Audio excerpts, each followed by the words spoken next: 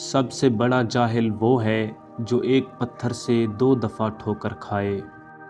انسان رہ سکتا ہے محبت کے بغیر، رشتوں کے بغیر، لوگوں کے بغیر، مگر انسان اللہ پاک کے بغیر نہیں رہ سکتا۔ مشکل وقت میں ہمیشہ دعا مانگا کرو، کیونکہ جہاں انسان کا حوصلہ ختم ہوتا ہے وہاں سے اللہ پاک کی رحمت شروع ہوتی ہے۔ بیوی کی خوشیوں اور خواہشوں کا خیال رکھنا شوہر کی ذمہ داری ہے، کیونکہ وہ آپ کے علاوہ کسی سے نہیں کہہ سکتی۔ شوہر کا پیار، وقت، توجہ ہی بیوی کے لیے سب سے بہترین تحفہ ہے۔ حضور اکرم صلی اللہ علیہ وسلم نے ارشاد فرمایا، بہترین اولاد باپردہ بیٹیاں ہیں۔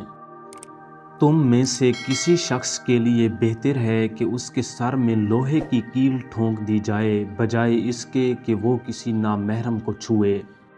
جو انسان یہ سمجھتا ہے کہ اللہ جو کرتا ہے وہ ہمارے لیے بہتر ہوتا ہے، وہ کمال کا ایمان رکھتا ہے۔